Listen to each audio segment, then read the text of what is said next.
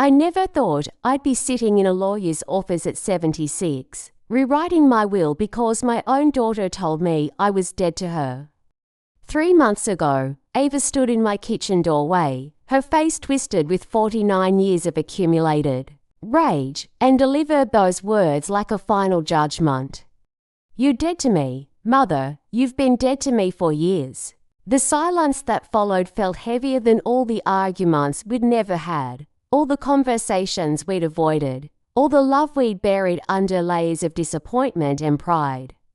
As I watched her walk away, I realized something profound had shifted inside me. For the first time in decades, I felt free. But was cutting her out of my will the right thing to do, or was I about to make the biggest mistake of my life? Before we jump back in, tell us where you're tuning in from, and if this story touches you, make sure you're subscribed because tomorrow I've saved something extra special for you. The morning light filtered through my kitchen window the way it had for 53 years, casting familiar shadows across the worn oak table where I sat with my coffee. Steam rose from the mug, a simple white ceramic piece that Eli had made for me in his high school pottery class. His fingerprints were still visible in the glaze, tiny imperfections that made it precious. This house had witnessed everything: births and deaths, fights and reconciliations, dreams deferred and hearts broken. The walls held memories like old photographs, layered and fading, but still vivid enough to catch you off guard. I'd been Iris Mayfield for 76 years, though I'd been other things to Iris Brennan before marriage, Mrs. Davidson during my brief second marriage, and simply mother to my children. But sitting there that October morning, 3 months after Ava's devastating words, I was trying to remember who I'd been before all those roles claimed me. The house felt different now, lighter somehow, as if Ava's absence had lifted a weight I hadn't realized I'd been carrying. For years, every decision I made was filtered through the question of what she might think, how she might react, whether it would drive us further apart. The irony wasn't lost on me now that she'd officially severed our relationship. I felt more connected to myself than I had in decades. My art supplies sat in the spare bedroom upstairs, packed away in a weathered cardboard box that I hadn't opened in months. Once upon a time, those brushes and paints had been extensions of my soul. I'd dreamed of gallery shows and art critic reviews, of seeing my work hanging in museums. Instead, I taught high school art for 35 years, watching other people's children discover their creativity while mine struggled to understand me. The phone rang, jarring me from my reverie.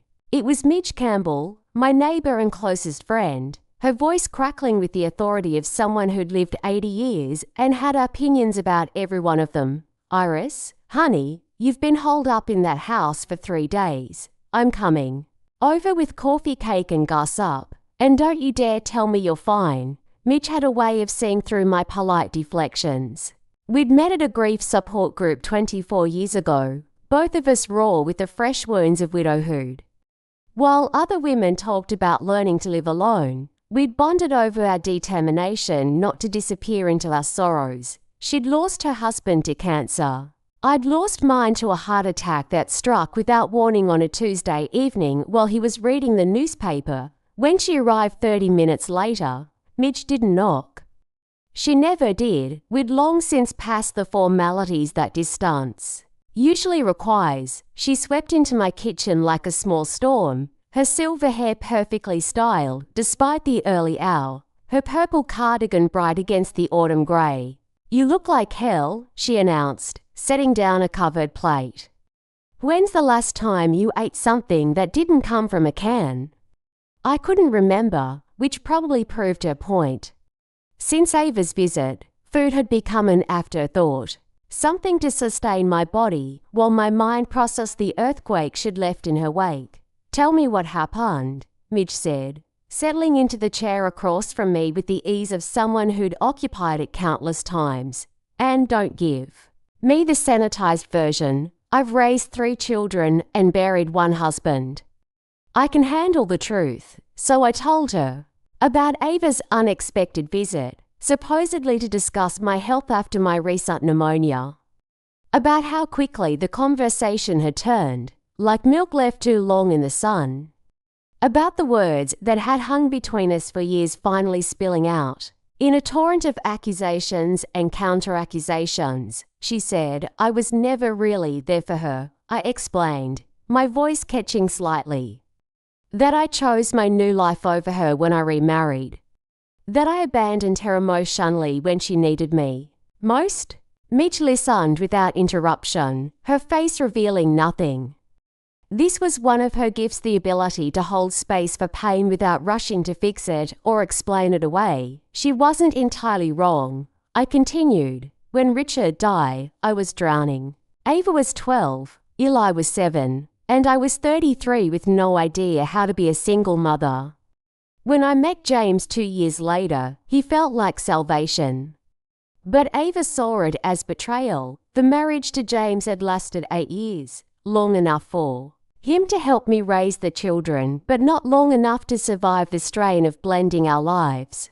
He'd been kind and steady, everything Richard hadn't been, but Ava had never forgiven me for loving someone who wasn't her father. When Eli was 15, he'd chosen to live with James during our divorce, a decision that had wounded Ava even more deeply than my remarriage. And now? Midge asked, what did she want this time? Money, I said, surprised by the bitterness in my voice. She's going through a divorce. Apparently, her husband's been hiding assets, and she's facing a financial reckoning. She came here expecting me to help, maybe even demanding it. But you said no. I said I'd think about it. That wasn't enough. She wanted an immediate yes. A blank check, an acknowledgement that she deserved my support despite years of refusing my love. Midge cut to generous slices of coffee cake, the cinnamon scent filling the kitchen with warmth.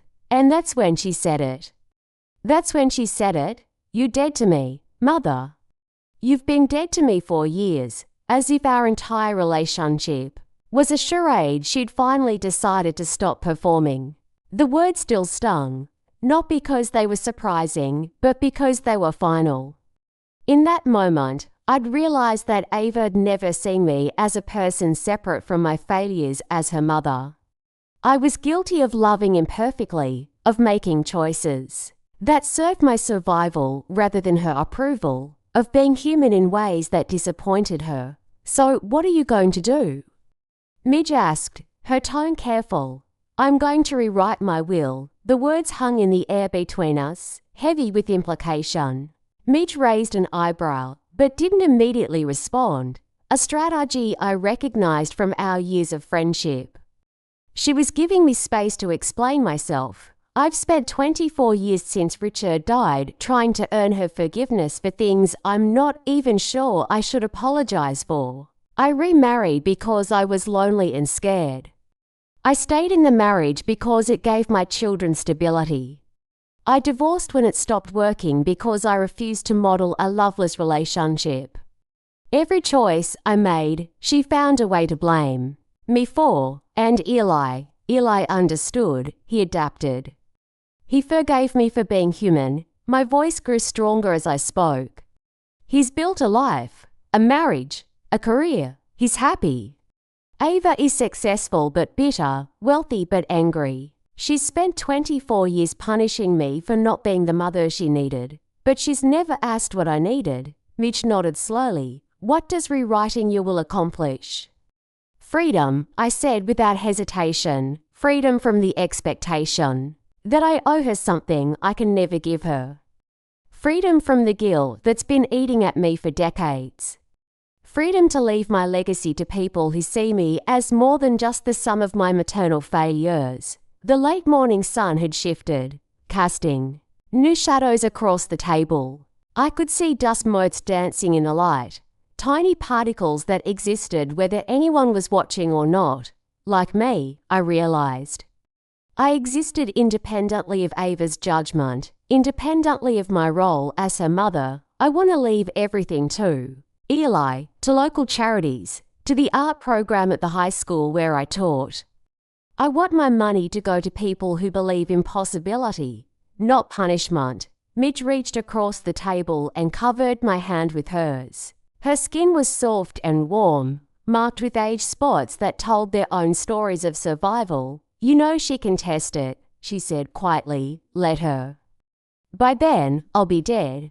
And it won't be my problem anymore. We sat in comfortable silence. Too old. Women who'd learned that sometimes the most radical act was simply refusing to carry burdens that didn't belong to us. Outside, leaves were falling from the maple tree Richard had planted the year Ava was born. The tree had outlived him and would probably outlive all of us. Its roots deep enough to weather any storm. There's something else, I said, surprising myself. I want to start painting again. Midge smiled, the first genuine smile I'd seen from her all morning. Now that, she said, sounds like the Iris I remember. The call came 3 weeks later, on a Thursday that started like any other. I was in my garden, pulling the last stubborn weeds before winter set in completely, when my phone buzzed from the kitchen window. I almost let it go to voicemail most. Calls these days were either doctors' offices or people trying to sell me things I didn't need. But something made me drop my gardening gloves and hurry inside. Double quotes, Mrs. Mayfield. The voice was young, professional, uncertain. This is Sarah Chen from Ava's office. I'm her paralegal. My heart constricted. Ava never communicated through intermediaries, never used her professional life to intrude on our personal disasters. Something was wrong. Ava asked me to call you. Sarah continued. She's been in an accident. The words hit me like cold water. Despite everything that had passed between us, despite the months of silence since her devastating visit, she was still my daughter. The mother in me, the part that Ava insisted was dead, came roaring back to life. What kind of accident? How bad is it? A car accident yesterday evening. She's stable, but she's been asking for you, asking for me. After telling me I was dead to her, after cutting me out of her life with surgical precision, she was asking for me. The irony was sharp enough to cut. What hospital? Northwestern Memorial in Chicago, Mrs. Mayfield. I should mention her ex-husband has been here. The divorce proceedings have been complicated. I was already mentally packing a bag. I'll be there as soon as I can. The drive to Chicago took 6 hours, 6 hours of memories and regrets playing on repeat in my mind. I thought about the last time I'd made this drive, 2 years ago for Ava's birthday dinner that had ended in another argument. She'd accused me of being passive-aggressive about her choice of restaurant, and I'd accused her of looking for reasons to be angry with me. We'd both been right. The hospital smelled like disinfectant and desperation, familiar scents from too many visits during Richard's final weeks.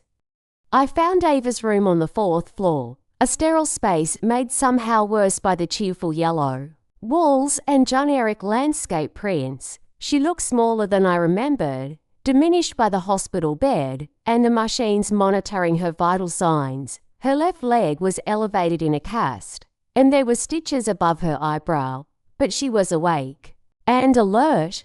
When she saw me in the doorway, her expression cycled through surprise, relief, and something that might have been regret. You came, she said, her voice hoarse. Of course I came.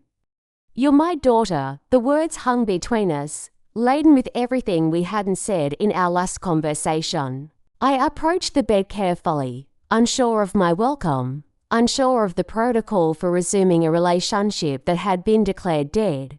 How are you feeling? Like I got hit by a truck, which, according to the police report, isn't far from the truth. She attempted to smile, but it faltered. I'm sorry I had Sarah call you. I wasn't thinking clearly. Don't apologize for needing your mother. She winced, though whether from physical pain or emotional discomfort, I couldn't tell. I wasn't sure you'd still consider yourself that.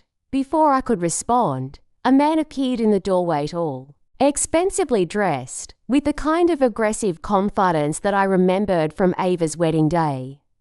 Michael Wells, her soon-to-be ex-husband, looked exactly as entitled as I'd always suspected he was. "Iris," he said, his tone suggesting we were old friends rather than people who'd barely tolerated each other for 15 years. "I didn't expect to see you here. Where else would I be?" He entered the room without invitation, claiming space, with the ease of someone accustomed to getting his way. "Ava's been telling everyone you two aren't speaking." I glanced at my daughter, who was studying her hands with sudden intensity. "Family relationships are complicated, Michael. Indeed they are." His smile was sharp. "I suppose this changes things." "What things?" "The financial arrangements we've been discussing. If Ava has family support, the settlement negotiations might need to be reconsidered." Understanding dawned with sickening clarity. This wasn't just a courtesy visit from a concerned ex-husband. This was reconnaissance. Michael was here to assess whether Ava's sudden vulnerability might affect their divorce proceedings. "I think you should leave," I said quietly. "I'm sorry." "I think you should leave my daughter alone to recover." His laugh was cold. "Your daughter is a grown woman who makes her own decisions, don't you, Ava?" Ava looked up, and for a moment I saw the 12-year-old girl who'd cried herself to sleep after her father's funeral. "Please go, Michael. We can discuss the settlement when I'm discharged." "Of course." He adjusted his expensive watch, a gesture I recognized as calculated intimidation. "Feel better, Ava." "Iris, always a pleasure." After he left, silence settled over the room like dust. I sat in the visitor's chair, studying my daughter's face and trying to reconcile the successful attorney with the vulnerable woman in the hospital bed. "He's trying to use this against you," I said finally. "I know." Her voice was small. "The accident happened because I was distracted. I'd just left my lawyer's office after learning that Michael has been hiding assets in offshore accounts. I was so angry I wasn't paying attention to the road. And now he's suggesting that if I help you financially, it changes the divorce settlement. Something like that. He's been arguing that I don't need spousal support because I have family resources." She laughed a bit early, ironic, considering I told you I was dead to me. The elephant in the room had finally been acknowledged. I leaned forward, choosing my words carefully. "Why did you ask for me, Ava?" She was quiet for so long, I thought she might not answer. When she finally spoke, her voice was barely above a whisper. "Because when I thought I might die, you were the first person I wanted to see. Not Michael, not my friends, not my colleagues. You." Tears spilled down her cheeks, and I realized that maybe I'm the one who's been dead. Dead to the possibility that I might have been wrong about some things. The admission hung between us, fragile and tentative. I wanted to reach for her hand, but decades of careful distance held me back. "What things?" "I spent so many years being angry about your choices that I never considered your reasons. When Dad died, I needed you to be perfect, to be everything he couldn't be anymore. When you remarried, I felt replaced. When you divorced, I felt vindicated, but also guilty for feeling vindicated." She paused, wiping her eyes with the back of her hand. "I've been punishing you for being human, for having needs that didn't center around me, and I've been punishing myself for not being enough to make you stay single and devoted to just being my mother." The words I'd waited 24 years to hear were finally being spoken, but they came wrapped in so much pain that I could barely process them. "Ava, I know I hurt you 3 months ago. The things I said were cruel and unfair. But I was so angry about my own life falling apart, and you were the safest target for all that rage. I understand, do you? Because I'm not sure I understand it myself." She shifted in the bed, wincing. "My marriage is ending because I spent 15 years trying to prove I didn't need anyone the way I'd needed you. I built walls so high that even the people who love me couldn't climb them." The late afternoon sun was slanting through the hospital window, casting long shadows across the linoleum floor.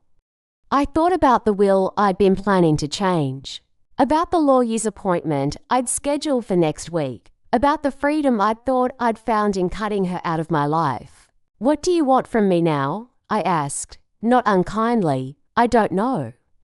Maybe just the chance to start over. To see if we can be mother and daughter without all the history between us." She looked directly at me for the first time since I'd arrived. "I know I don't deserve it." "It's not about deserving, Ava. It's never been about deserving." A nurse appeared in the doorway, apologetic but firm about visiting hours. I gathered my purse and coat, unsure of what came next, but certain that something fundamental had shifted. "I'll be back tomorrow," I told her. "Okay," she paused. "Mum." "Thank you for coming." The word mum hit me like a physical blow. I hadn't heard it from her in years, not since she'd started using mother as a weapon, formal and distant. This was different, tentative, but real. I drove back to the hotel I'd booked near the hospital, my mind churning with everything that had happened. The phone call from Sarah, the drive to Chicago.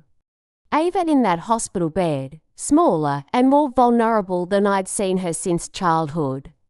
Michael's calculating presence, and underneath it all, the question that had been haunting me for months. What did I owe my daughter? And what did she owe me? In my hotel room that night, I called Midge to let her know I'd arrived safely. Her voice was warm and familiar across the distance. "How is she? Hurt, physically and otherwise? And how are you?"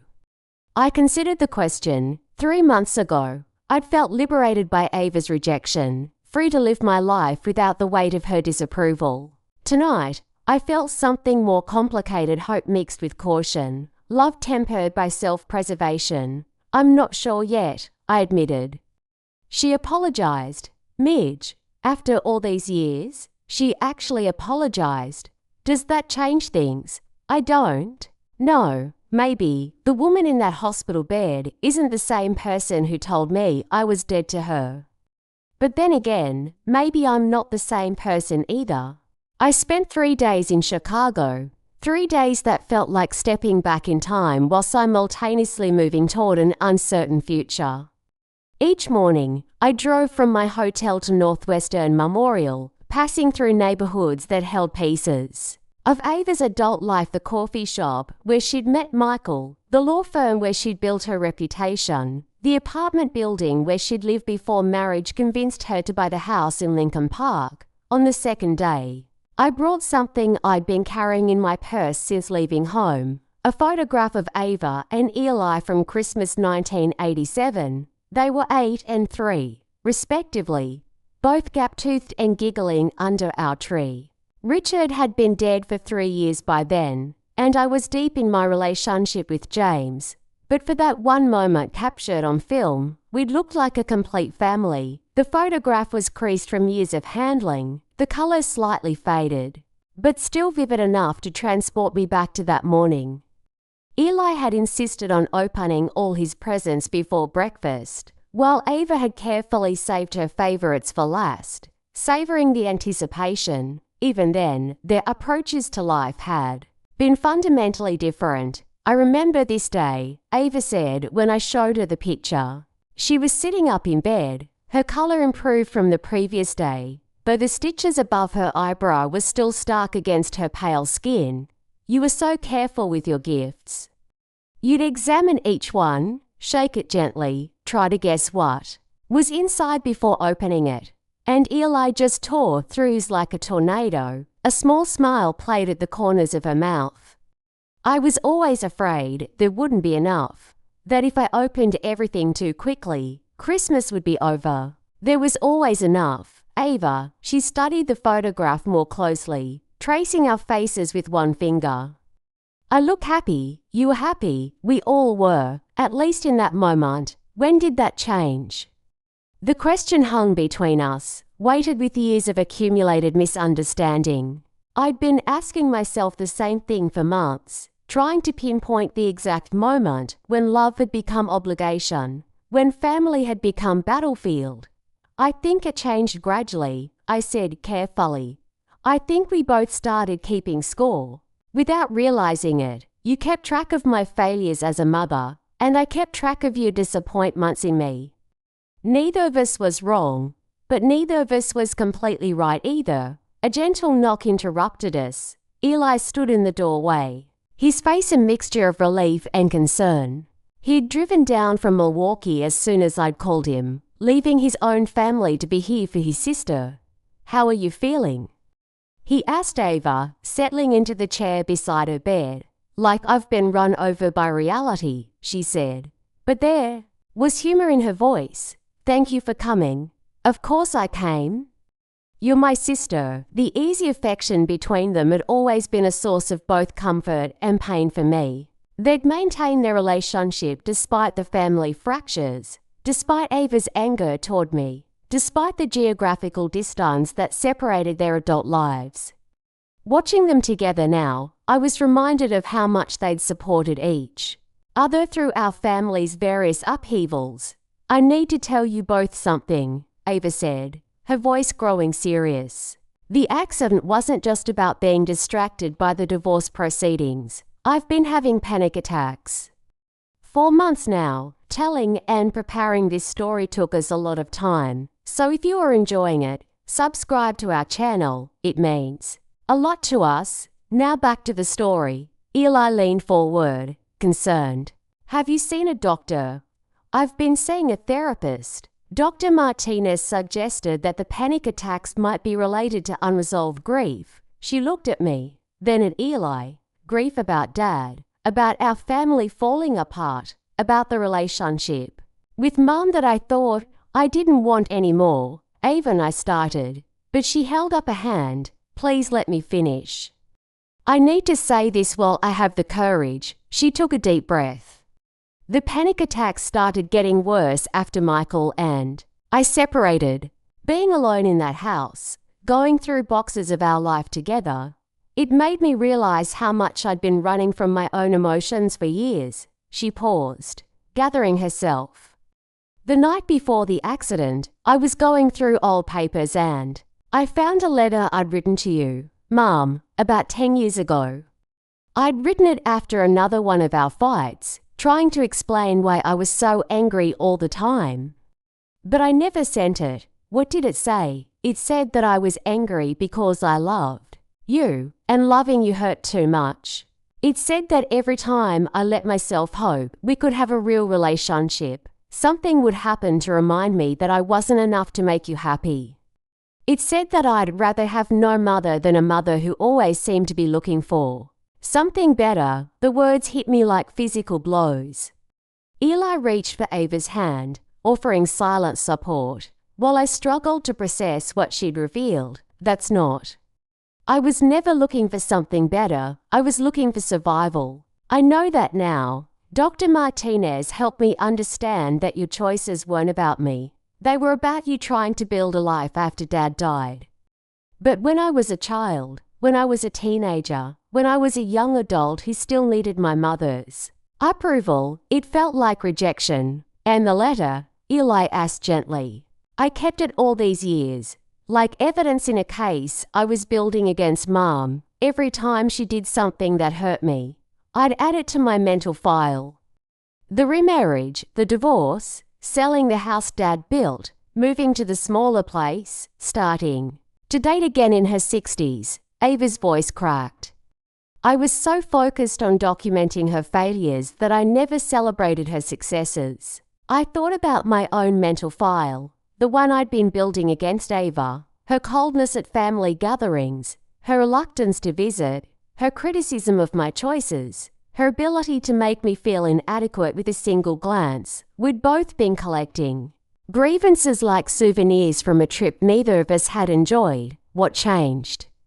I asked. The panic attacks forced me into therapy, and therapy forced me to look at my patterns. Dr. Martinez asked me to identify the relationships in my life that brought me joy versus the ones that brought me stress. When I made those lists, I realized that the relationship with you brought me the most stress because it was the one I wanted most desperately to fix. Eli squeezed her hand. What do you want now? I want to stop punishing Mom for not being perfect. I want to stop punishing myself for not being enough to heal her grief.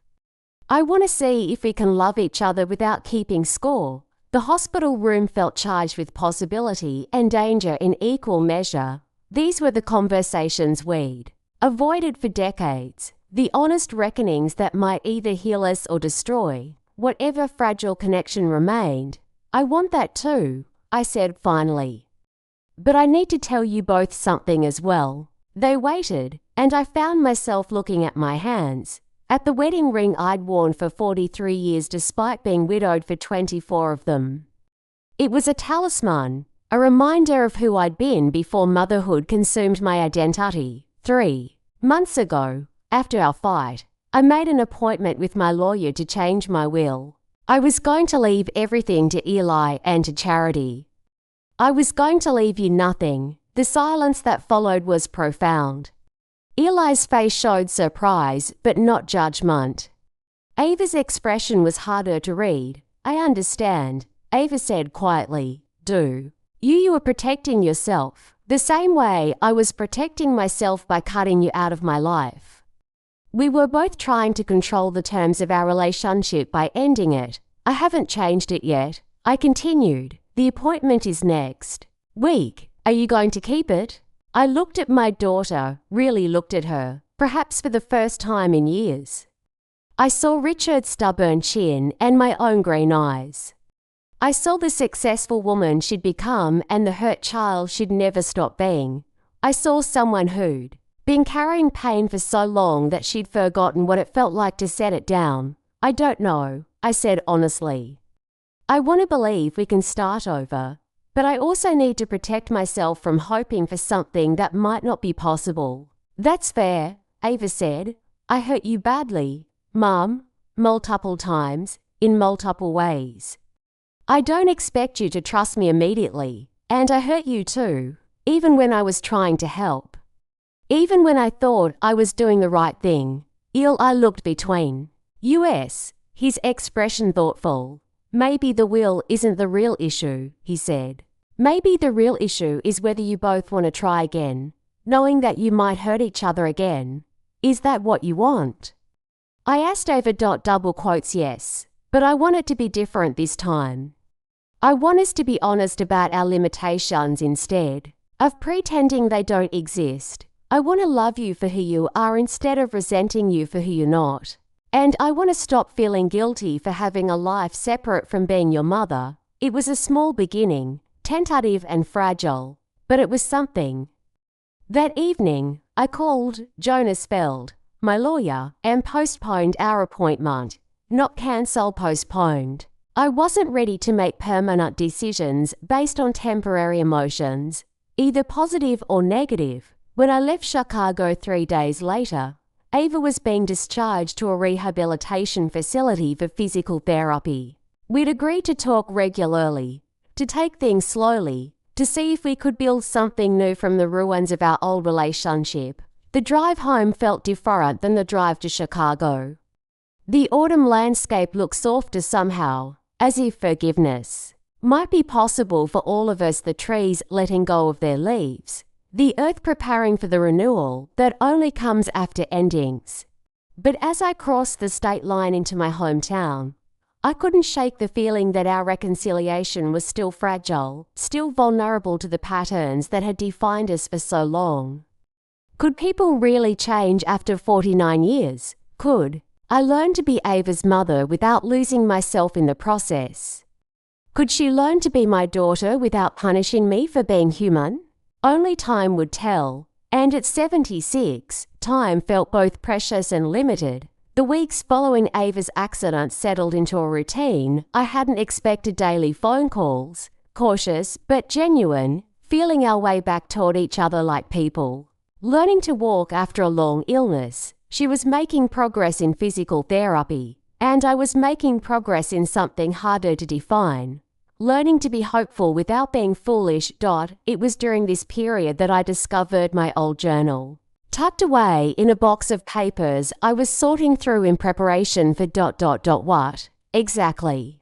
At 76, I found myself constantly caught between planning for the future and preparing for the end.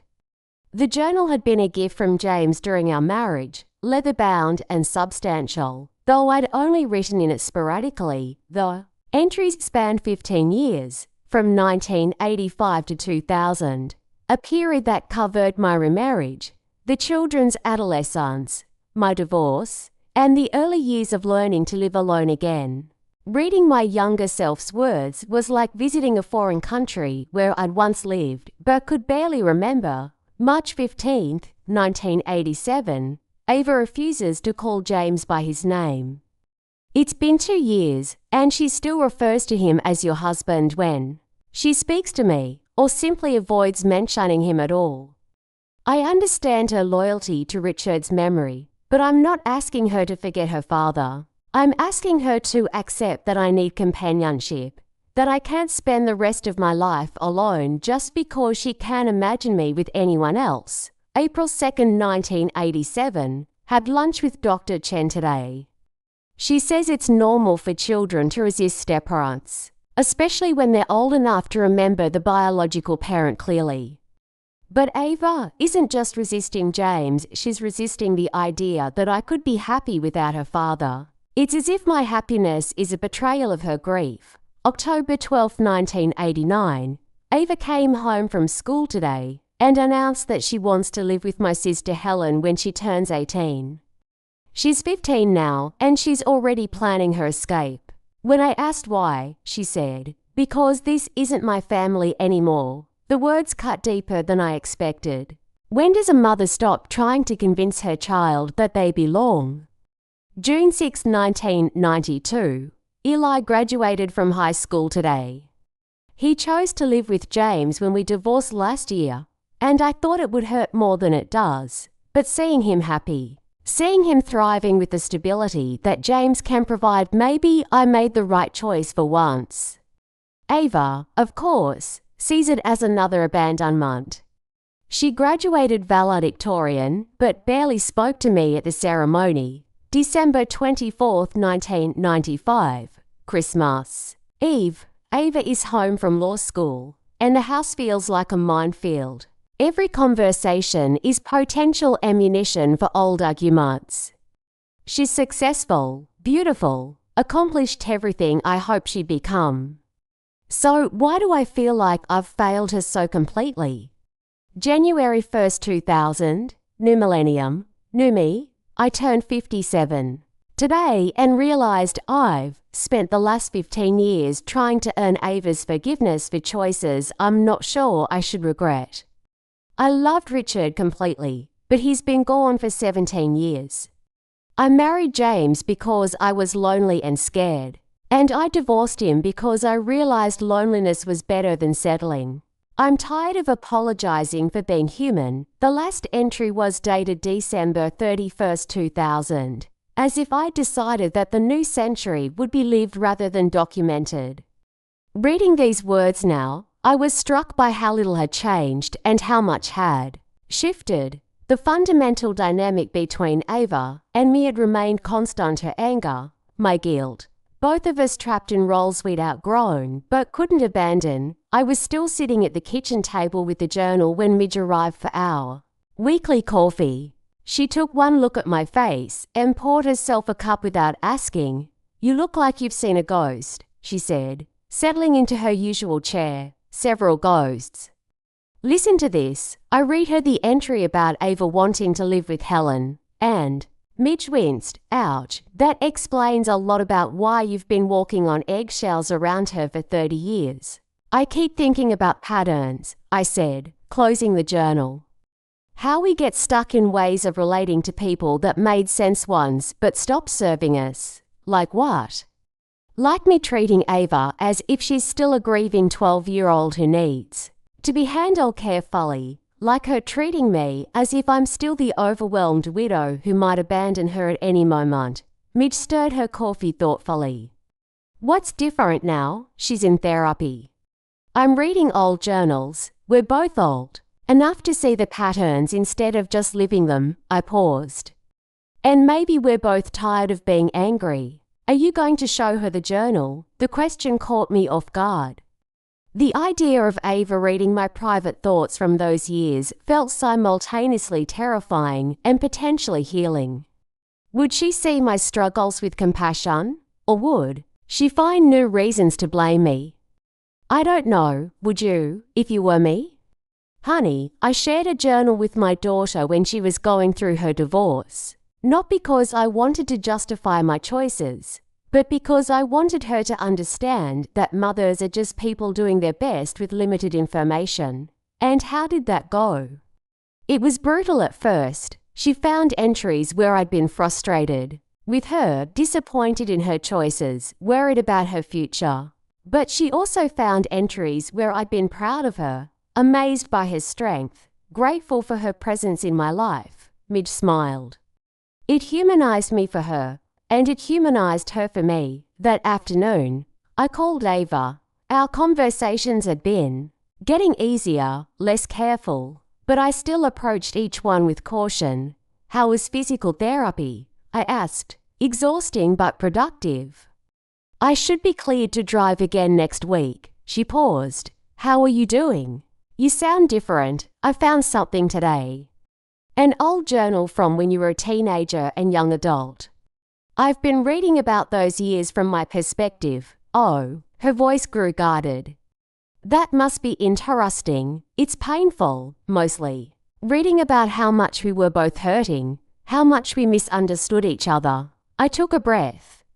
Would you like to read it? The silence stretched so long, I thought we might have been disconnected. Finally, she spoke. Are you sure? There might be things in there that hurt my feelings. There might be things that hurt your feelings. And there might be things that help you understand why I made certain choices. I'm not showing it to you to justify anything, Ava. I'm showing it to you because I think we've both been living with incomplete information for a long time. Okay, yes, I'd like to read it. I'll make copies of the relevant pages and mail them to you, Mom. Her voice was soft. Thank you for trusting me with your thoughts from back then. That evening, I sat at my kitchen table with a journal and a stack of paper, using the old scanner Eli had bought me to make digital copies. As I worked, I thought about vulnerability, about the difference between self-protection and self-isolation. For 30 years, I protected my private thoughts from Ava's judgment. But in doing so, I'd also protected her from understanding me. The next morning, I packaged the pages carefully and drove to the post office. Mrs. Henderson, who'd been running the postal service in our town for 20 years, smiled when she saw me. Sending something important? She asked, noting my careful handwriting on the envelope. A bridge, I said. I'm sending my daughter a bridge. 3 days later, Ava called. I could tell she'd been crying. I read it, she said without preamble. All of it. The part about me wanting to live with Aunt Helen when I turned 18, I had no idea how much that hurt you. You were protecting yourself. You were 15 and trying to figure out how to survive in a family that didn't feel like yours anymore. But I was also punishing you. I wanted you to hurt the way I was hurting. Her voice was thick with tears. The entry about my high school graduation, where you wrote about feeling like you'd failed me completely, I made you feel that way on purpose. Ava, no, let me say this. I spent years making you pay for choosing happiness over martyrdom. I wanted you to stay single and devoted to Dad's memory, not because it was healthy, but because it would prove that our love was worth more than your own life. I closed my eyes, remembering that angry 15-year-old who'd announced her escape plans like a declaration of war. We were both trying to survive loss in the only ways we knew how, I said. You were protecting your father's memory, and I was protecting my future. Neither of us was wrong, but we were working at cross purposes. There's something else, she said. The entry where you wrote about being tired of apologizing for being human. I've been thinking about that phrase for 3 days, and I've been asking you to apologize for being human for 34 years. Every choice you made that prioritized your needs over my expectations. I treat it as a betrayal, but you were just living your life. I made mistakes, Ava, real ones, yes, but they were human mistakes, not maternal crimes. There's a difference. We talked for 2 hours that day, working through memories and misunderstandings with honesty that felt both exhausting and exhilarating. When we finally hung up, I felt something I hadn't experienced in decades, the possibility that my daughter and I might actually like each other as adults. That night, I opened the journal to a fresh page and wrote my first entry in 23 years, November 15, 2023. Today I shared my old journal with Ava, and she shared her heart with me. I'm beginning to understand that forgiveness isn't about forgetting the past or pretending it didn't happen. It's about choosing to move forward despite the wounds we've given each other. At 76, I'm learning that it's never too late to change the story you're telling about your life. For 30 years, I told myself that Ava and I were broken beyond repair, that love wasn't enough to bridge the gap between us. But maybe love was never the problem. Maybe the problem was that we were both so afraid of being hurt again that we forgot how to be vulnerable with each other. I still don't know if I'll change my will. But I know that the woman I am today is different from the woman who made that decision 3 months ago. Growth, it turns out, is possible at any age. The call came on a Tuesday morning in December, 2 months after I'd shared my journal with Ava. I was in my kitchen, making coffee and watching the first snow of the season dust my garden, when my phone rang with the number I'd learned to dread. My doctor's office, Mrs. Mayfield. This is Dr. Patterson's office. Could you come in this afternoon to discuss your recent test results? The chest X-ray had been routine, part of my annual physical. At 76, routine tests were a fact of life. Insurance policies against the inevitable deterioration that came with aging. I'd had pneumonia earlier in the year, and Dr. Patterson wanted to make sure my lungs had healed completely. Is everything all right? I asked, though the fact that they wanted to see me in person suggested otherwise. Dr. Patterson would prefer to discuss the results with you directly. I arrived at the medical complex that afternoon with the strange calm that comes from expecting bad news. After Richard's sudden death and decades of helping elderly parents through various health crises, I'd learned that the worst part of medical emergencies was usually the anticipation. Dr. Patterson was younger than my own children, a fact that still startled me about the medical profession.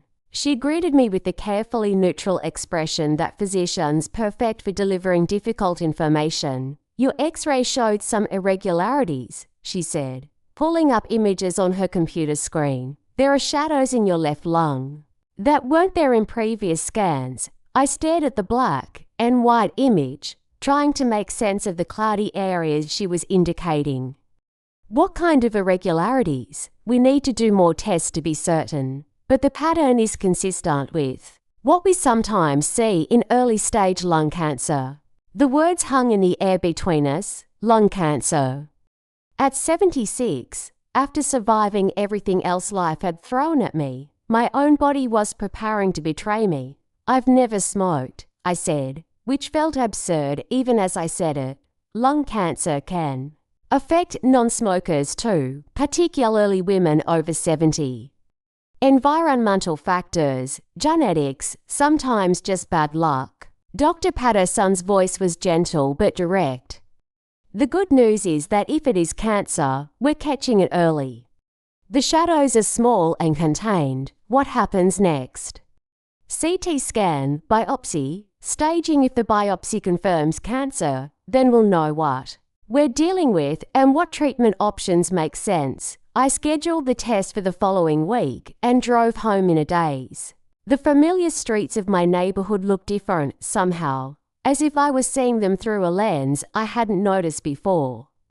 The Henderson's house with its carefully maintained garden. The old oak tree where children had been building tree forts for 3 generations. The corner store where I'd bought candy for Ava and Eli when they were young. All of it suddenly felt precious and temporary. That evening, I sat in my living room with a cup of tea, trying to process what I'd learned. I was facing the possibility of lung cancer, which might or might not be treatable, which might give me months or years or decades depending on variables I couldn't control. The uncertainty was almost worse than a definitive diagnosis would have been. I thought about calling Ava and Eli immediately, but something held me back. We'd been making such good progress in rebuilding our relationships. Did I want to complicate that healing process with my own mortality? Or worse, did I want to risk becoming a burden to children who were just learning to love me again? The phone rang, interrupting my brooding. It was Ava, our scheduled weekly call. "Hi, Mom, how was your day?" For a moment, I considered lying, telling her about the snow or the book I was reading or the argument between neighbors that had entertained me from my kitchen window. But our recent honesty had created a precedent I wasn't sure I wanted to break. "I went to the doctor today," I said. "They found some irregularities in my chest X-ray." "What kind of irregularities?" "Possibly cancer." "Possibly lung cancer." The silence that followed was profound. I could hear Ava breathing, processing, trying to find words for a situation that had no good words. "How certain are they?" she asked. "Finally, they need to do more tests, biopsy, staging, all the standard procedures." "When?" "Next week. I'm coming home." The declaration was immediate and non-negotiable, spoken in the voice she'd learned to use as a successful attorney. But underneath the authority, I heard something else. Fear. "Ava, you don't need to." "Yes, I do. I'm coming home for the tests, and I'm staying until we know what we're dealing with. Your physical therapy is nearly finished. I can do the remaining sessions anywhere." Her voice softened. "Please don't try to protect me from this. We're just figuring out how to be family again." "Let me be your daughter." The phrase hit me in a place I'd forgotten was vulnerable. Let me be your daughter. For so many years, I'd felt like she was my daughter in name only, bound to me by biology and obligation, but not by choice. The idea that she wanted to claim that role, especially now, was almost overwhelming. "Okay," I said. "Okay, yes, I'd like that." She arrived 2 days later, driving carefully through the December snow in a rental car. I watched from my kitchen window as she pulled into the driveway, moving more slowly than usual, but moving nonetheless. The cast was gone from her leg, replaced by a walking boot that would be her companion for another few weeks. When she came through the door, we looked at each other for a moment. Two women who'd spent decades navigating around each other but were now facing something that required us to stand together. "How are you feeling?" she asked, settling her bag by the door. "Scared," I admitted.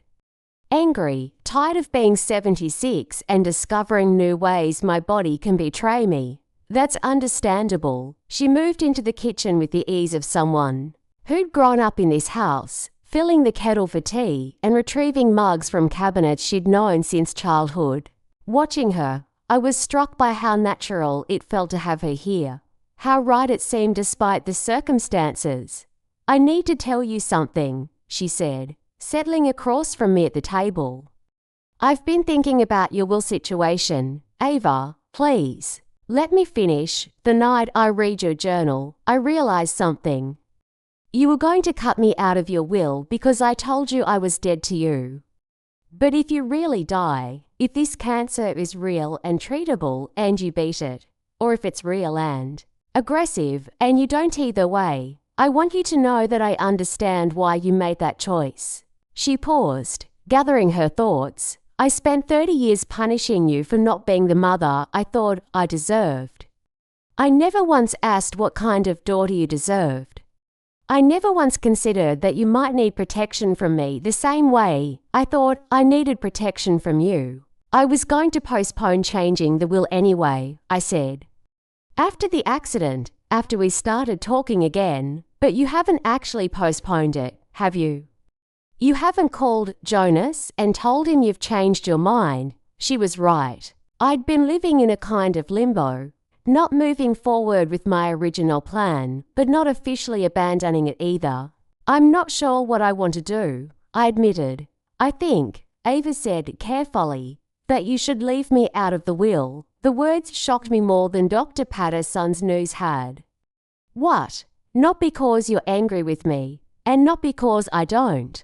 Want your money, because I want to earn my place in your life, not inherit it. I want to be your daughter because I choose to be, not because you're obligated to provide for me. She reached across the table and took my hands in hers. I have my own money, my own career, my own life. What I want from you isn't financial security, it's relationship.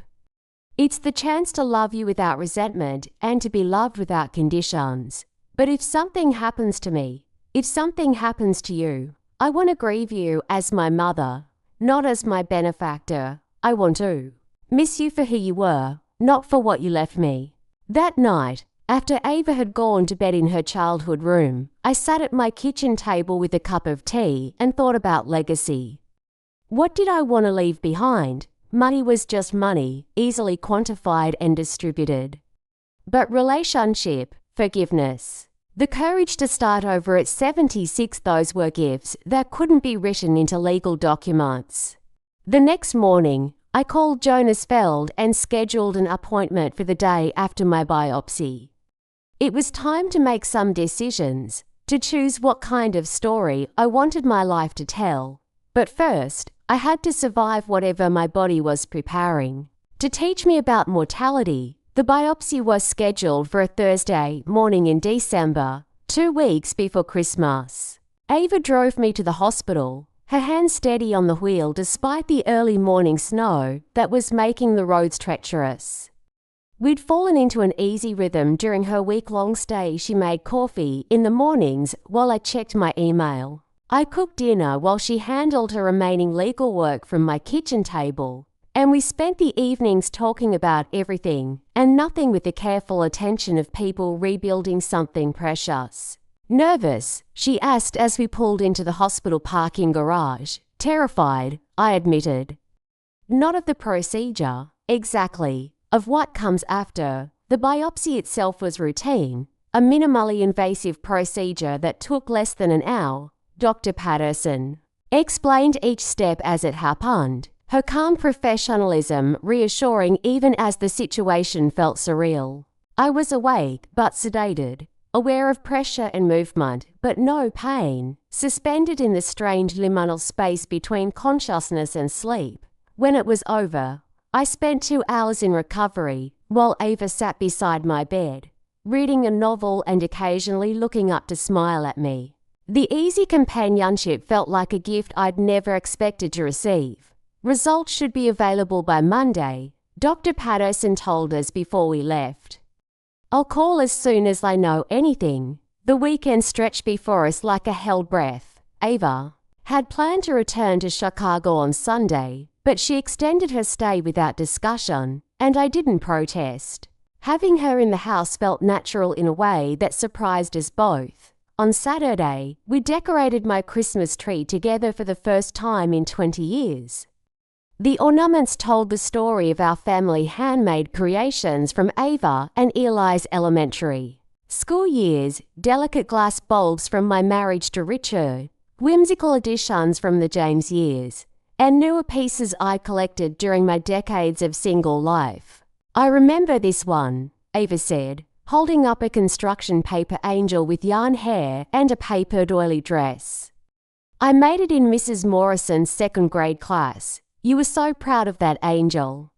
You insisted it had to go at the top of the tree, even though it was too big and kept falling over. And you let me put it there anyway, year after year, until I finally decided on my own that it belongs somewhere else. The metaphor wasn't lost on either of us. How many times had I let Ava put herself at the center of family decisions, even when it created instability, because I was afraid that saying no would damage our relationship further? I should have been firmer with you sometimes, I said. hanging the angel on a lower branch where it belonged. And I should have been kinder to you always. But we're here now, Mum, we're figuring it out. Sunday afternoon, I showed Ava my art supplies for the first time since she'd returned. They were set up in the spare bedroom, a makeshift studio where I'd been painting tentatively for the past few weeks, watercolor landscapes mostly, simple exercises to remember how it felt to create something. These are beautiful, she said, studying a painting of our neighborhood in autumn. I had no idea. You were painting again. I stopped for so many years. After the divorce from James, after the children left home, I convinced myself I was too old to start over as an artist. What changed? You, actually. Our fight 3 months ago made me realize I'd been living my life in reaction to your disapproval. When you told me I was dead to you, something shifted. I thought, well, if I'm dead to her anyway, I might as well live for myself. Ava was quiet, studying the paintings with the attention she'd once given to legal briefs. They're hopeful. She said, finally, what do you mean? The colors, the light. Even the autumn scenes have warmth in them. Someone who was truly bitter wouldn't paint like this. I considered her observation. She was right despite everything I'd been through. Despite the anger and disappointment and fear, I was still painting the world as a place where beauty was possible. Maybe that's my real legacy, I said. Not money or property, but the belief that it's never too late to find light. Monday morning arrived grey and cold, with the kind of December weather that made spring feel like a distant promise. Dr. Patterson called at 10:30. Just as Ava and I were finishing our second cups of coffee, the biopsy results are back. She said without preamble, the good news is that it's not cancer. Relief flooded through me so powerfully that I had to sit down. Not cancer, not cancer. What we're seeing is scarring from your pneumonia earlier this year, along with some age-related changes in lung tissue. Nothing that requires treatment, nothing that should affect your quality of life. I thanked her and hung up, then turned to Ava, who was watching my face with the intensity of someone whose world had been hanging in the balance. Not cancer, I said, and she burst into tears. We held each other in my kitchen. To women who'd almost lost each other twice in 3 months, once to pride and anger, once to the fear of time running out, the relief was overwhelming. But so was the realization of how much we changed during the week of waiting. I need to tell you something, Ava said when we'd finally composed ourselves. This week, thinking you might die, I realized that all the anger I've been carrying around for 30 years, it's nothing compared to the love. I was so afraid of losing you again, but this time permanently. I realized something too, I said. Facing the possibility of cancer made me understand that I don't want to spend whatever time I have left punishing you for the past. I want to spend it building something new. That afternoon, I called Jonas Feld and confirmed our appointment for the next day. It was time to make my final decision about the will, but not for the reasons I'd originally thought. This wasn't about punishment or protection anymore. It was about creating a legacy that reflected the woman I was becoming, not the mother I'd been. Tuesday morning, Ava and I drove to Jonas's office together. The law firm occupied a converted Victorian house on Main Street, all polished wood and quiet professionalism. Jonas greeted us both warmly. He'd handled Ava's guardianship paperwork when she'd been a minor, and he'd watched our family navigate various legal transitions over the years. Before we discussed the will, I said, I want to make sure you understand the context. I explained the last 3 months, save as hurtful words, my decision to cut her out, the accident, our reconciliation, the cancer scare. Jonas listened without judgment, taking notes in his careful handwriting. And now? He asked when I'd finished. Now I want to leave the house to Eli, along with enough money to maintain it or sell it as he chooses. I want to leave the remainder to the high school art program and the library. I paused. And I want to leave Ava my paintings and my journals. Ava looked surprised. Mom, you don't have to. Yes, I do. Money you don't need, but the record of who I was, the evidence of what I learned and how I grew, that's something only you can carry forward. Jonas was writing carefully. And if Ava predeceases you, then the paintings and journals go to Eli, with instructions to share them with his children when they're old enough to understand them. I think that's a beautiful solution, Ava said, her voice thick with emotion. After we'd finished with the legal paperwork, Ava and I had lunch at the diner downtown, the same place where I'd taken her for grilled cheese sandwiches after her pediatrician appointments when she was small. Do you really think the paintings matter? I asked. They matter? Because they're yours. Because they show that you kept believing in beauty even when everything felt ugly. She paused. And they matter because they're not about money or obligation. They're about seeing the world through your eyes. What will you do with them? I don't know yet. Maybe donate them to the local art center. Maybe keep them in my home. Maybe give them to Eli's children someday. But they'll be mine to decide, not because I'm your daughter, but because you chose to trust me with them. That evening, Ava packed her things to return to Chicago. The week had been intense and emotionally exhausting, but it had also been healing. In ways I hadn't expected. We'd learned to take care of each other without resentment, to share our fears without blame, to hope for the future without forgetting the past. Will you come for Christmas?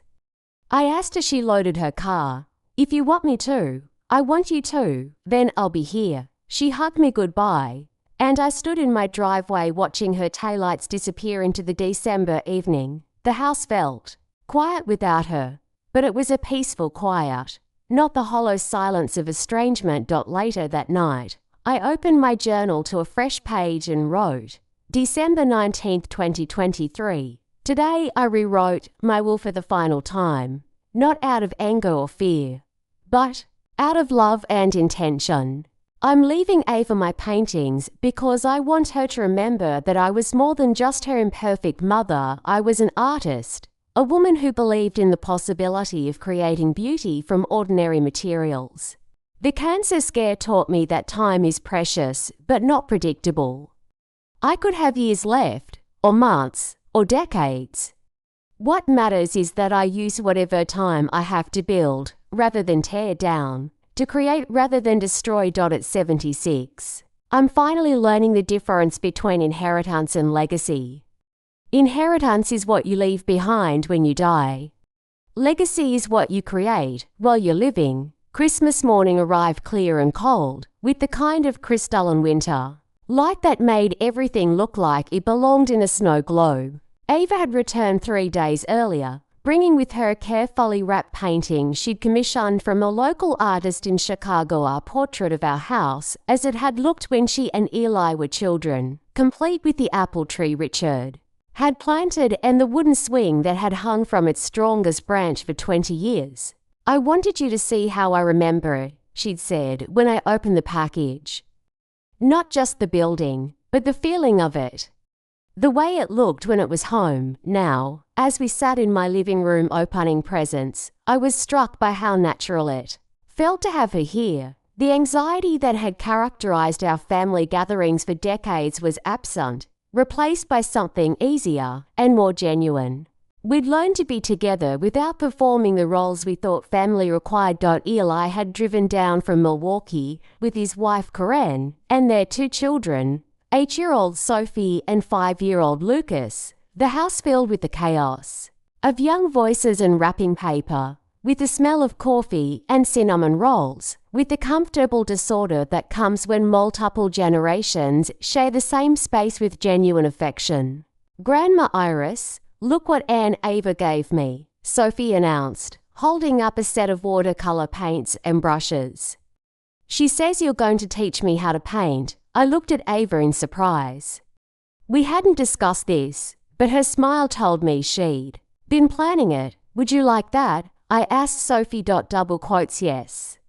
I want to paint trees and houses and maybe cats if that's okay. Cats are definitely okay. Later, while the children played with their new toys and the adults cleaned up the debris of present opening. Ava and I found ourselves alone in the kitchen. The painting lessons were a good idea, I said, loading dishes into the dishwasher.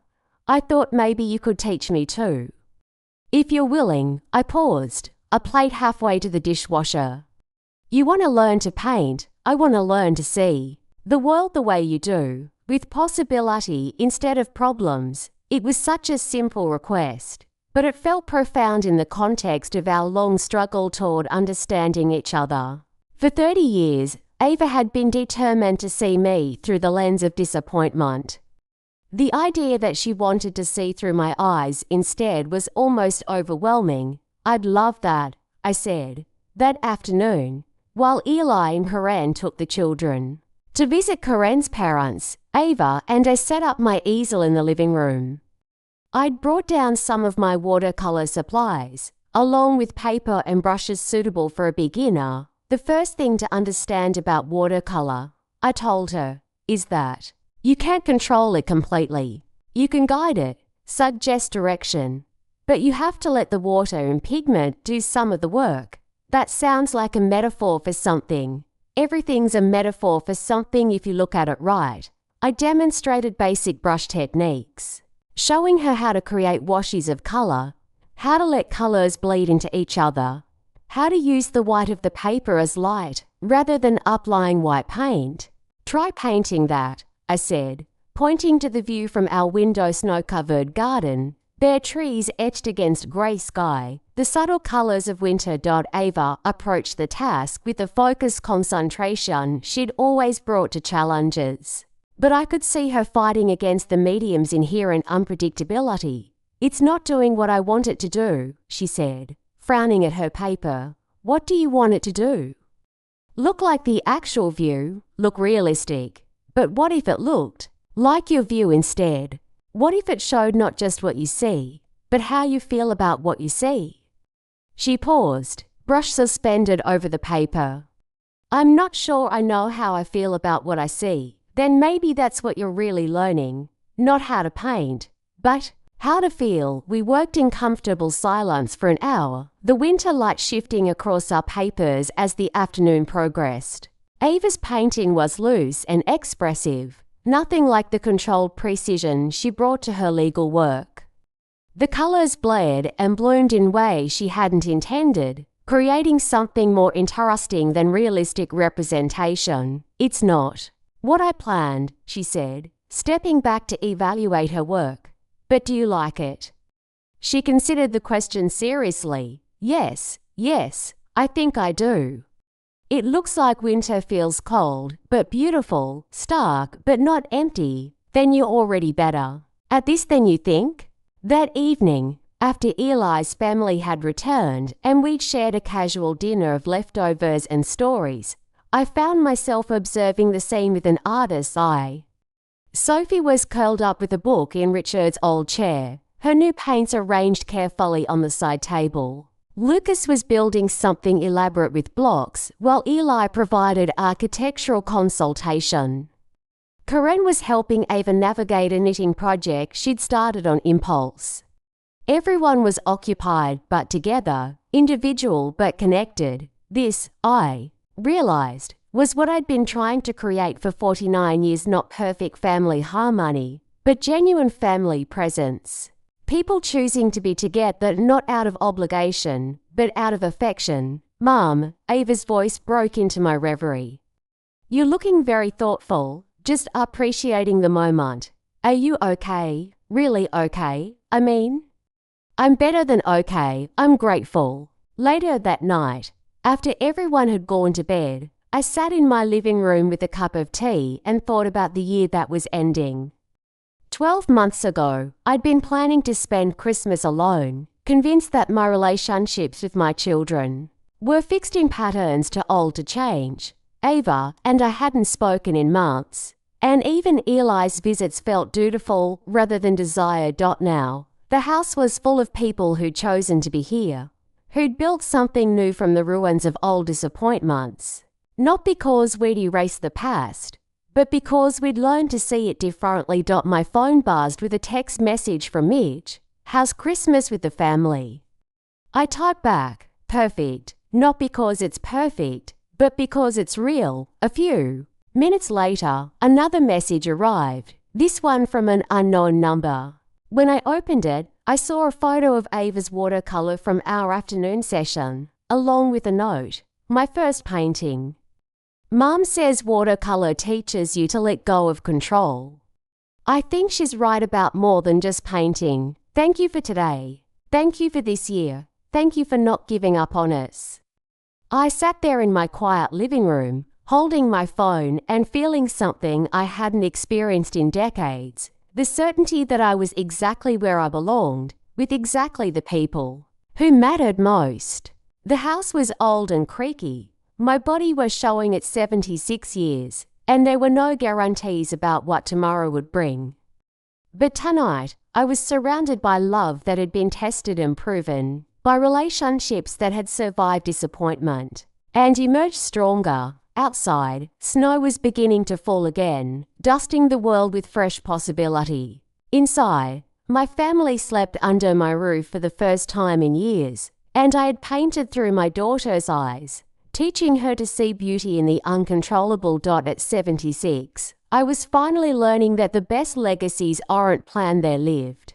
One ordinary moment at a time, one imperfect choice after another, until you look back and realize you've created something beautiful without even trying. 3 months later, I received an invitation that changed everything I thought I knew about endings. The letter arrived on a Tuesday in March, hand-delivered by Mrs. Henderson from the post office because it was too important for regular mail, she said. The envelope was cream-coloured and heavy, with my name written in elegant calligraphy. Inside was an invitation to a reception at the Riverside Art Centre, celebrating the opening of an exhibition called Late Bloomers, Art After 70. Dear Mrs. Mayfield, the accompanying note read, "Your recent work has come to our attention. Through a mutual friend, we would be honoured to include 3 of your watercolour paintings in our upcoming exhibition celebrating artists who have found their voice in their later years. If you're interested, please contact our curator, David Chen, at your earliest convenience." I stared at the letter for several minutes, reading it twice to make sure I understood correctly. Someone wanted to exhibit my paintings, my small, tentative watercolours that I'd started creating again only 6 months ago. The ones I'd been painting in my spare bedroom while learning to rebuild my life. I called the number immediately. "David Chen speaking, this is Iris Mayfield. I received your invitation this morning, Mrs. Mayfield. I'm so glad you called. Your work is absolutely beautiful, exactly what we're looking for in this exhibition. I'm sorry, but how did you hear about my paintings?" Through Ava Mayfield Wells. She contacted us several weeks ago and submitted photographs of your recent work. She thought you might be interested in showing with us. Double quotes Ava. Of course it was Ava. I shouldn't have been surprised. She'd been attending my informal painting lessons every week and since Christmas, driving the 3 hours from Chicago to sit at my kitchen table and learn to see the world through watercolor. But she'd never mentioned submitting my work anywhere. "I hope that's all right," David continued.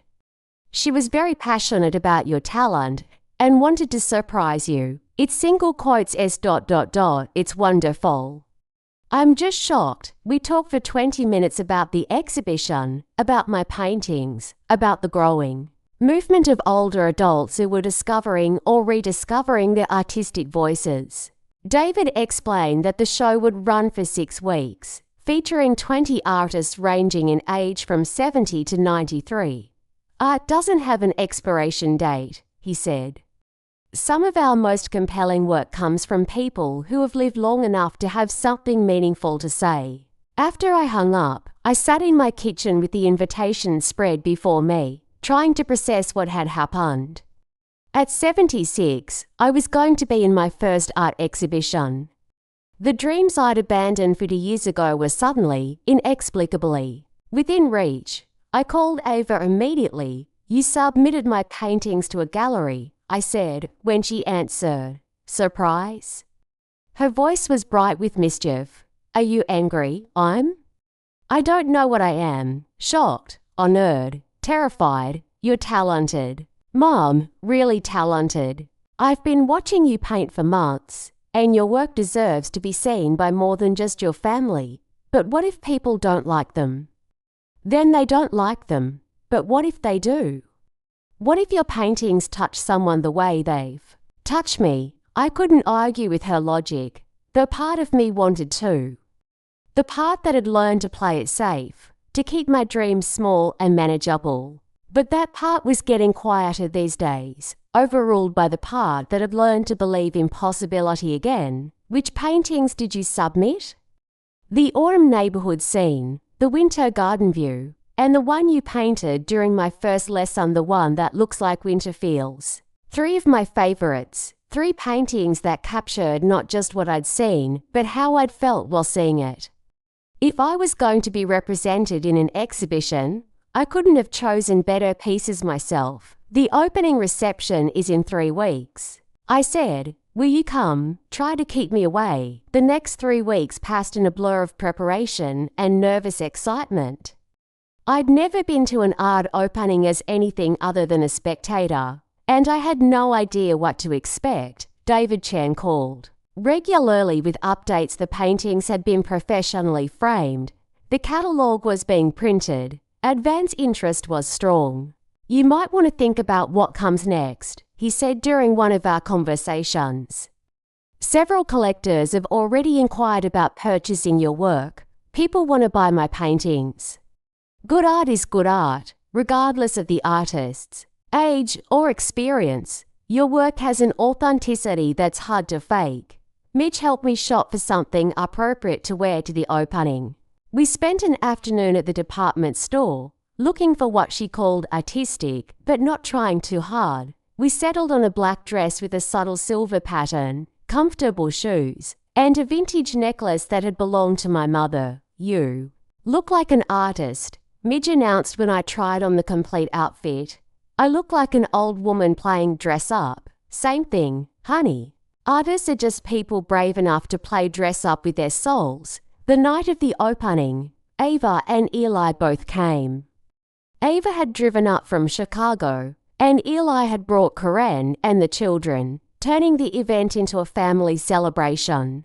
We arrived at the Riverside Art Center an hour after the reception began, and I was amazed by the crowd, at least 50 people wandering through the gallery space, wine glasses in hand, studying the paintings with serious attention. My 3 pieces were hung together on the far wall, illuminated by professional lighting that made the colours more vivid than I'd ever seen them.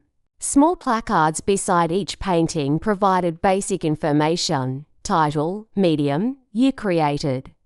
Seeing my name printed on those little white cards felt surreal. There's already a red dot on the Winter Garden piece, Ava whispered.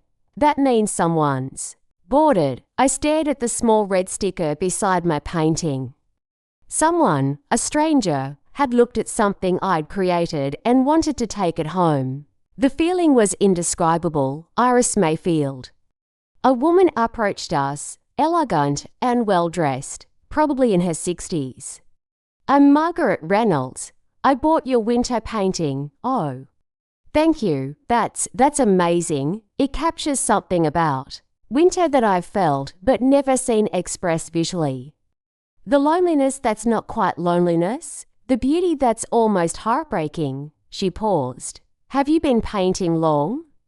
About 6 months, I admitted. Her eyebrows rose. 6 months. That's remarkable. You have a natural intuition for the medium. We talked for several minutes about watercolor techniques, about finding inspiration in ordinary subjects, about the courage it takes to start creating at any age. When she moved on to view other works, I stood there feeling like I was in someone else's life. How does it feel? Eli asked, appearing at my elbow with Sophie and Lucas in tow.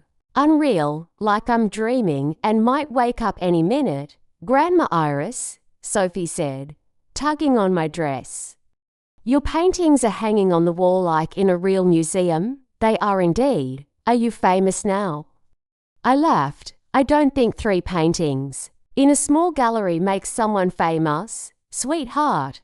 I think it does, she said, seriously. I think you're famous for being brave, out of the mouths of babes. Maybe fame wasn't about recognition or money or critical acclaim.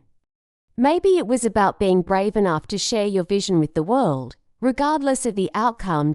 As the evening progressed, I found myself in conversations with other artists. In the exhibition, people who'd started painting or sculpting or creating in their 70s and 80s.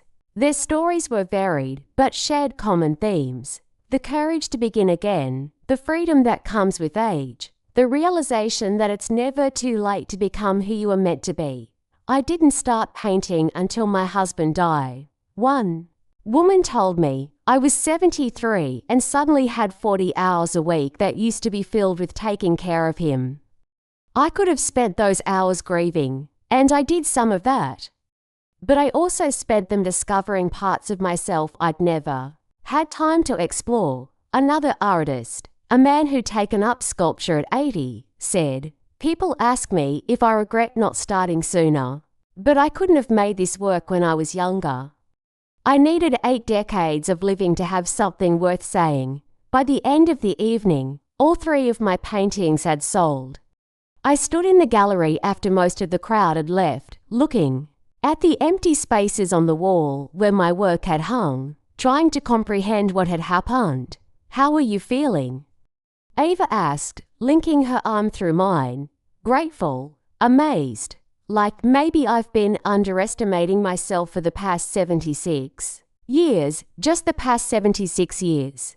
We laughed together, and I realized that this moment standing in an art gallery with my daughter, celebrating something I'd created with my own hands, was better than any dream I'd had when I was young, because it was built on a foundation of genuine relationship, hard-won wisdom, and the knowledge that it's never too late to surprise yourself. A week later, David Chang called with an unexpected proposal. "We've had such a positive response to your work that I wanted to ask if you'd be interested in a solo exhibition next fall. Nothing huge, maybe 10 or 12 pieces, but I think there's an audience for your particular vision, a solo exhibition." At 76, I was being offered my first one-person show. "I'd need to create more work," I said, my mind already racing with possibilities. "That's the idea. Take the next 6 months to paint, to explore, to see what develops. We'll schedule the show for October." I agreed before I could talk myself out of it. After hanging up, I sat in my kitchen and looked around at the life I'd built, the house full of memories and possibilities, the art supplies waiting in the spare room, the phone numbers of children who called because they wanted to, not because they had to. At 76, I was finally becoming the person I'd always had the potential to be. Not because I'd figured everything out, but because I'd learned to trust the process of becoming, to embrace the possibility that the best chapters of life might be the ones you write last. That afternoon, I set up my easel by the kitchen window and began a new painting. Spring coming to my garden, tentative but undeniable, full of the promise that endings are often just beginnings in disguise. It was March again, the same month the invitation had arrived the year before.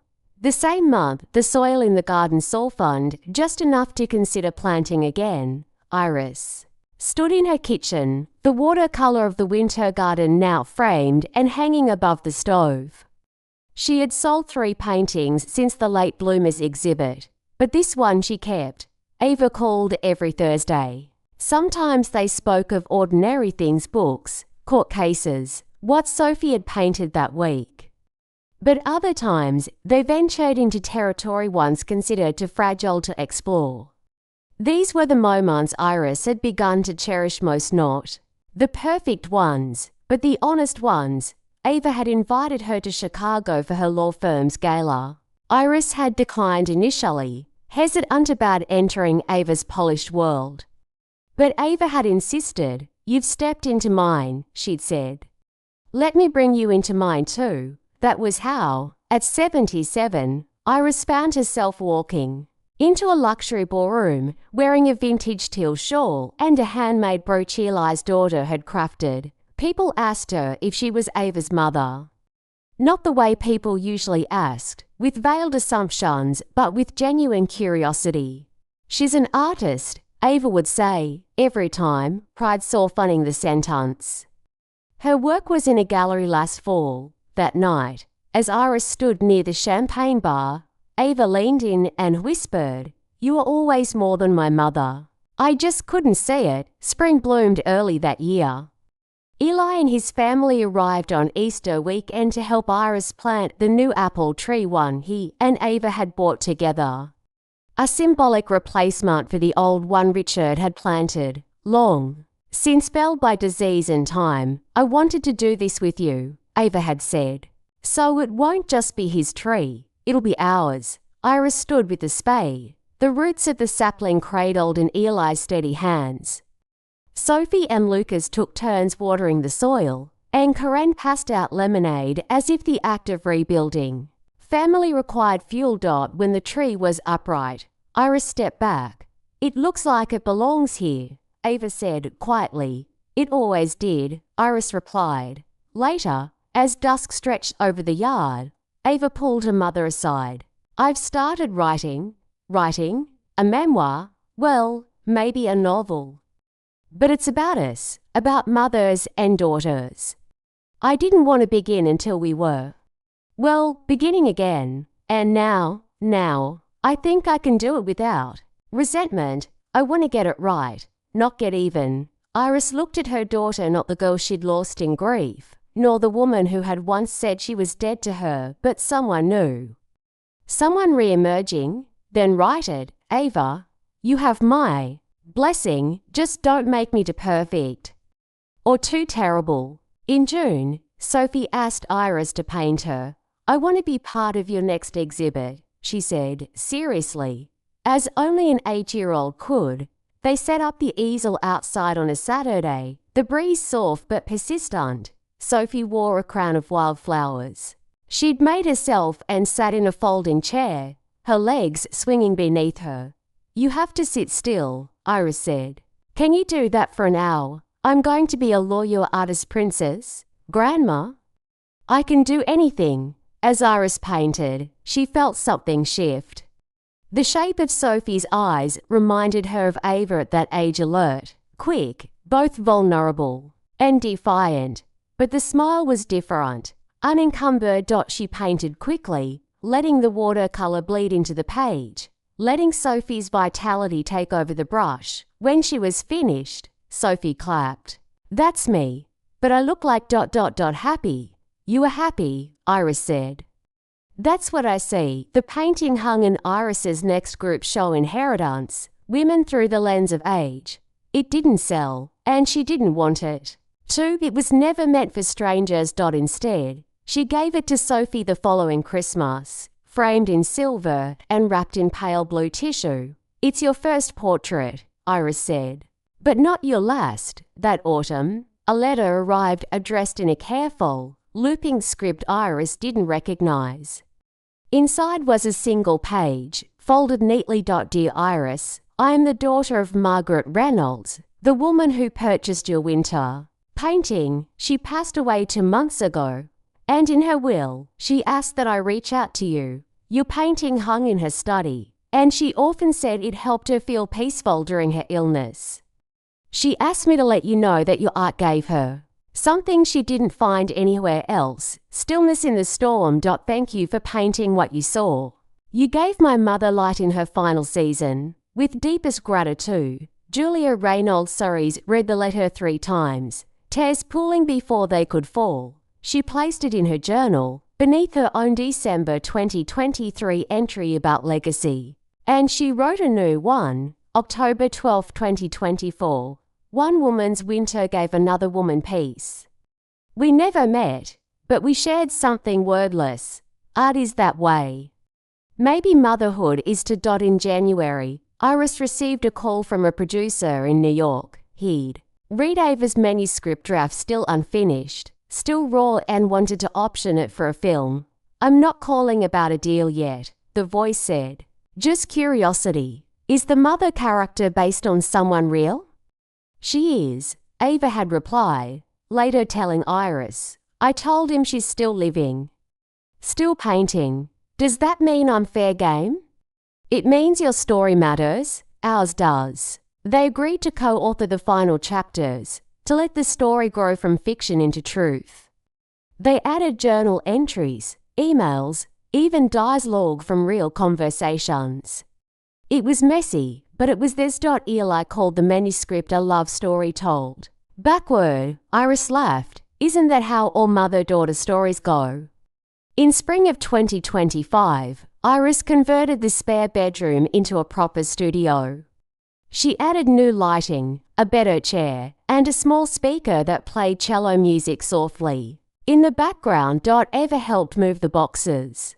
Eli installed the track lights. Sophie made a painted sign that read Iris's Light Room. One morning, Iris began a new series of thresholds, paintings of doors ajar, half-drawn curtains, windows cracked just enough to let in light. She didn't know what they meant at first, only that they felt right. Ava visited that weekend. She stood in the studio, arms crossed, watching her mother work. These are different. They're about what we miss when we close everything off, Iris said. Are you painting an ending? No, Iris replied. I'm painting. Openings. They stood together in silence, the afternoon sun cutting through the window. The light touched Iris's silver hair, Ava's shoulder, the wet paint. And in that quiet moment, surrounded by possibility, they didn't need to say another word. The manuscript became a published memoir that fall, Dead to Me, Mother, and Other Lies We Told Ourselves by Ava Mayfield-Wells. At first, Iris had resisted the title. It sounds so cruel. It's honest, Ava said. But it's not where we end. It's where we begin. At the book launch, held in a small independent bookstore in downtown Chicago, Ava read the dedication aloud before the queue and began, to Iris Mayfield, who taught me how to grieve, how to forgive, and how to see the world in color again. You were never dead to me. I just didn't know how to love you honestly until I learned to love myself first. Thank you for waiting. Thank you for staying. Iris stood quietly in the back, wearing the same shawl she had worn at the art gala, her eyes shimmering. She didn't speak during the event. She didn't need to. Her presence was enough. A quiet lighthouse at the edge of the storm they had survived together. Afterward, strangers approached Ava to talk about their own mothers. One woman said, You wrote what I could never say. Another hugged Iris. Your daughter's book helped me call my mom again, for the first time in years. Legacy, Iris realized, wasn't only in brushstrokes or family heirlooms. It was in the courage to tell the truth and the grace to survive it. The apple tree bloomed early the next spring. Thick white blossoms covered the branches, and bees buzzed lazily through the garden. Iris sat on a folding chair beside the tree, sketchbook in her lap. Sophie knelt nearby, painting a butterfly on a smooth stone. Lucas was turning over forms with a stick. Ava arrived late, carrying coffee for them both. Did I miss anything? Only spring arriving, Iris said. But she's still unpacking. They laughed. The kind of laugh that comes from ease, from memory, from the comfort of long repair. You think this tree will last? Ava asked, running her hand along its bark. If we care for it, if we keep showing up. They sat in silence for a while. Then Ava said, I submitted your Threshold series to a regional arts grant. Just so you know. Iris raised an eyebrow. You're awfully fond of submitting things I don't ask you to, because you still don't ask for enough. Later that day, Sophie brought out a piece of paper with a painting of the tree and the words, This tree is our second chance. And second chances are magic. Iris pinned it above her work table. That evening, she wrote one last entry in her journal. April 23, 2025, there's a new tree in the garden, and it's already blooming. It doesn't carry the memory of Richard, or James, or loss. It's planted in reconciliation. This is my inheritance to them, not the pain, but the possibility. I cannot undo the winter, but I can keep choosing spring. Up next we have two more incredible stories that are waiting for you. Just click the image you want to watch, and it will take you there. If you enjoyed this video, make sure to subscribe. It would mean a lot.